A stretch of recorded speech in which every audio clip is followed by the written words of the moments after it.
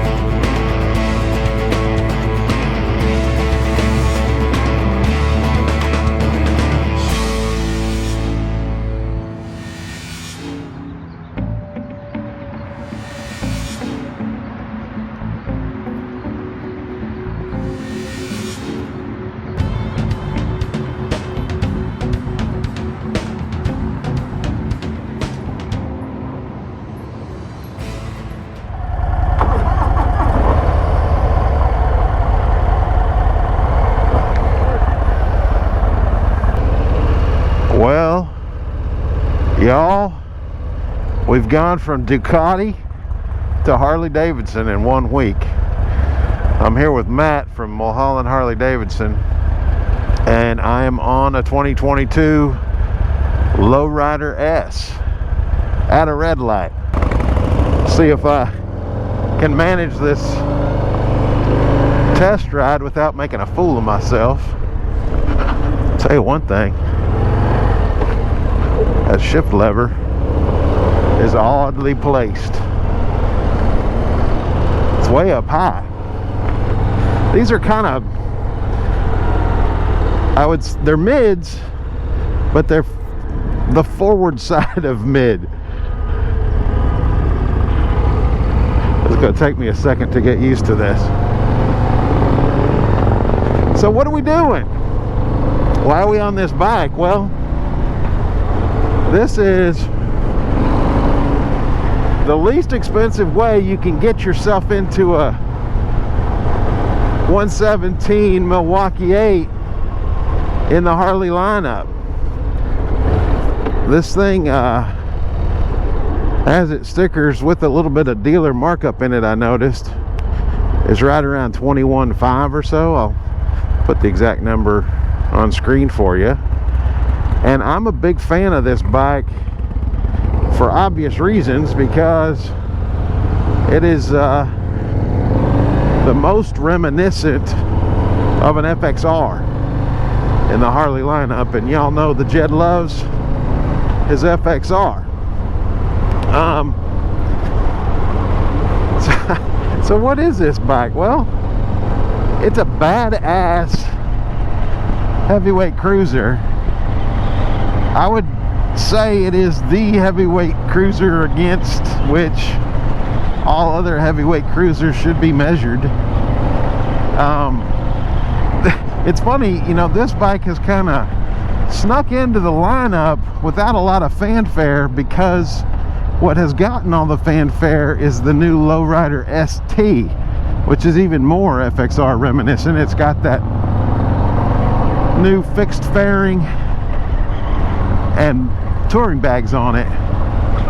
Both these bikes have higher suspension than last year's Lowrider model, because apparently what Harley did is they took the monoshock from, I believe, the Heritage, which is a taller monoshock, and they've raised this bike up a little, which gives it more ground clearance and a pretty darn comfortable ride. I rode a Lowrider S. I never demoed it for y'all, but I rode one a couple of years ago, and I feel like this is not nearly as harsh a ride as that was.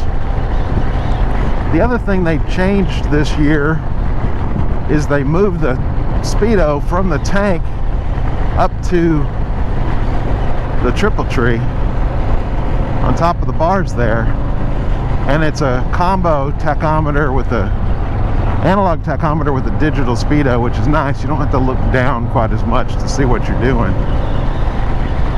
This thing is a very torquey bike. It just has instant torque really wherever I am in the power band. I am told horsepower and torque numbers on this bike are somewhere between 105 and 110 horsepower and 115 pound-feet of torque.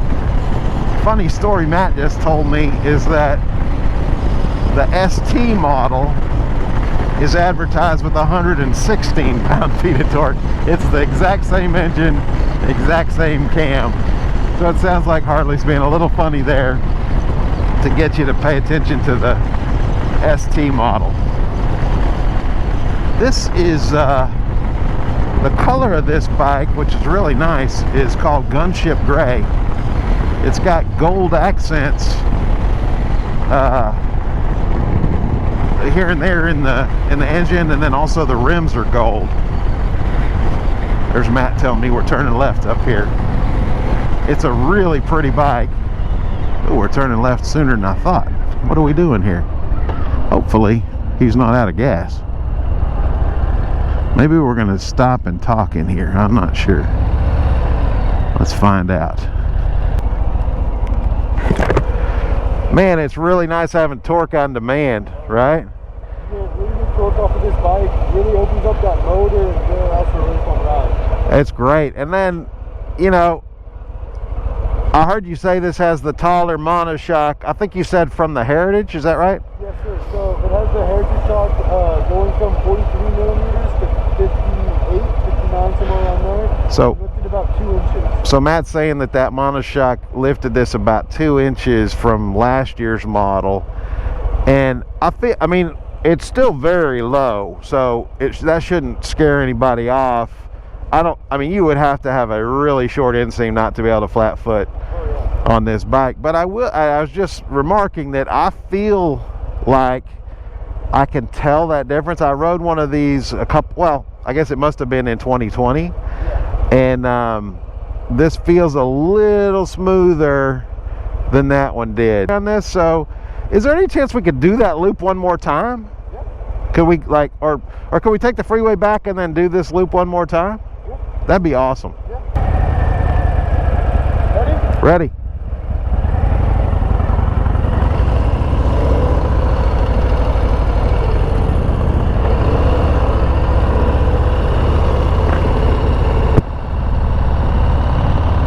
So what we're gonna do, at the risk of y'all not being able to hear me so well, is we're gonna hop on the freeway for an exit or two just to feel what this is like at highway speed.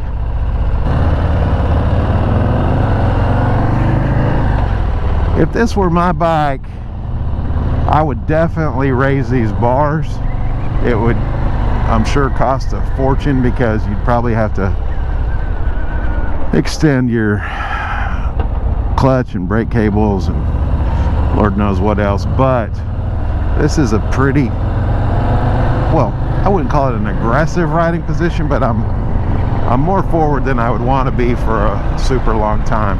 I'm sure this is great for handling, but I'd want to be up a bit. As most of y'all probably know, this is about as old school a new bike as you can buy from a major motorcycle manufacturer, with the exception, I guess, that it does have inverted forks, although I don't believe those are adjustable. I'll have to double check that. It's an old school air oil cooled push rod V-twin. It's you know, I take it back. It does now have that monoshock rear suspension, which is not as old school as, say, the touring suspension still is in the Harley lineup. But what Harley have done is they've refined this and refined this and refined this for the last, 70 years or so, to the point where it really is a pleasure to ride, and you couldn't always say that about Harleys. I'll tell you why else this bike makes me smile. There's a little bit of a lane angle there. Is, you know, as we make judgments and evaluations of anything in our lives, we do it with a frame of reference. And on all things motorcycle, my frame of reference starts with Harley Davidson. My first real street bike was a 1994 883 Sportster. I used to call that a hugger, and I loved it. I bought it used in '96, rode it for a couple of years, and then my first real touring bike was a 1998 Road King, and I loved that bike too, although I ultimately sold it and bought my first BMW. So, like it or not, when I hop on a new bike, whether it's a cruiser or a touring bike, I have that Harley frame of reference, and it's why I'll probably always have at least one Harley in my garage. We're comfortably rolling at 65-70 miles an hour, and I'm sub 3,000 RPM in 5th gear. One thing you don't get on this bike is a quick shifter. I don't think you get that on any Harley. I could be wrong. Maybe the Pan America has it, but I don't even think that does. But you wouldn't really miss it on this bike, because you don't need to fly through the gears on this. Let's see, we talked about horsepower and torque. We talked about suspension. Is there anything else new for this year besides the 117, which is new this year? Last year it was a 114 in this bike. And by the way, that 117 that's the biggest stock Harley engine you can get. That's the same engine that's in a CVO that's twice the price of this bike. I do love the look of that new Lowrider ST, and I'll try to demo one of those for y'all on the channel. I'd like to know how much touring comfort it really provides, because depending on the answer to that question, I might prefer this bike to that one. It's cheaper, and you know, if it's never gonna be much of a touring bike, I think I'd rather have it in cruiser dress. Hard to say until I get to ride one of those. This little fairing did not provide a ton of wind protection, and I guess because of the seating posture on the freeway, I do get a lot of air hitting my helmet compared to, say, the R9T Urban GS I demoed a few weeks back. This is a more comfortable posture for me than that bike is, and this engine is, well, for me it's more smile inducing, I would say. But again, that's my Harley frame of reference. That R9T is a blast to ride, and you know, each of that bike and this bike have their pluses and minuses, but this is a surprisingly nimble bike for as big and heavy as it is. And I'll put the weight and the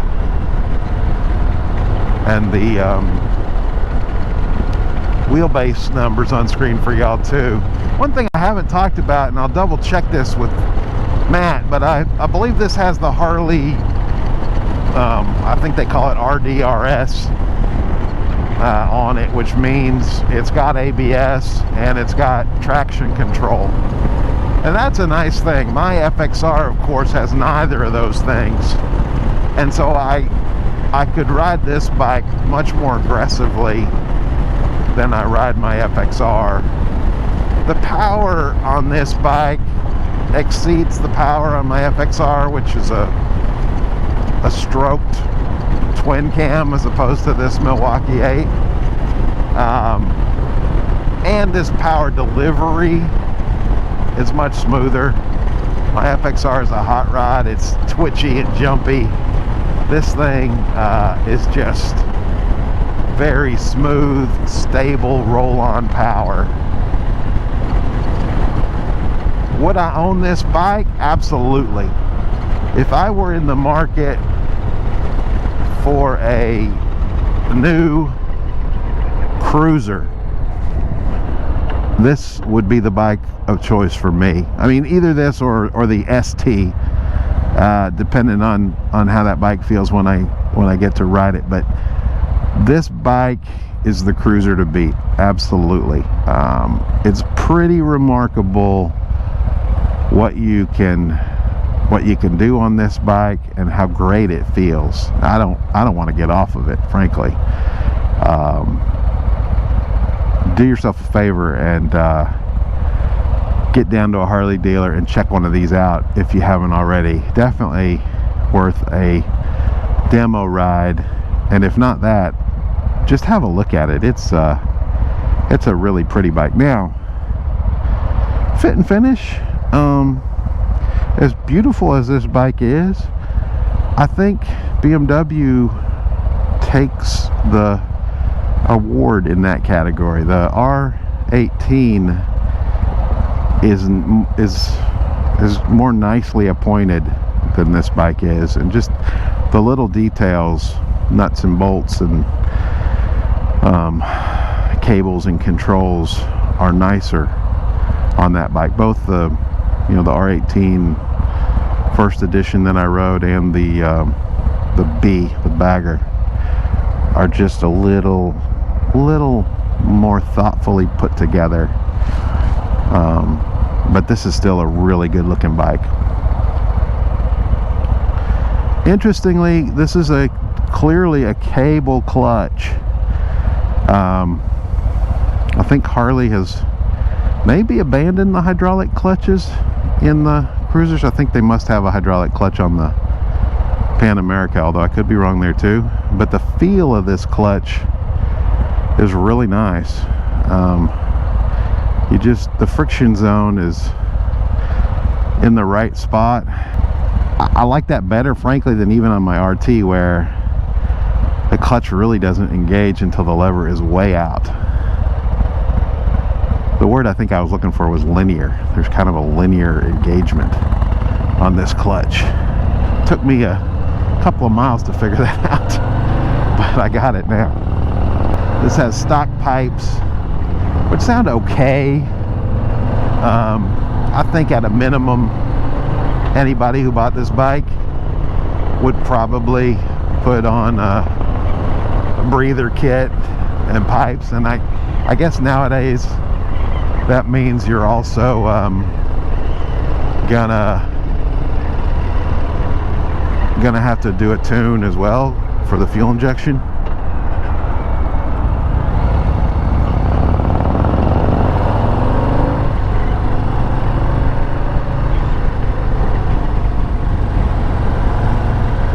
Oh yeah, that gets over.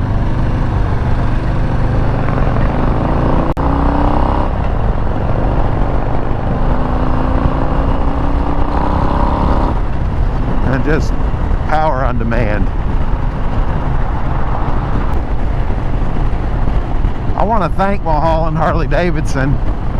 They were more than happy to let me take this bike out with Matt, and they were more than happy to extend the demo route for me so I could get a good sense of this bike before we finished up. I also want to wish a happy birthday to a very special woman I know whose birthday is Monday. I'm not going to say her name, but I'm going to say she's one of the most competent GS riders I know. and I hope she has a great birthday. By the way, to my wife, honey, if you're watching, I don't have a girlfriend.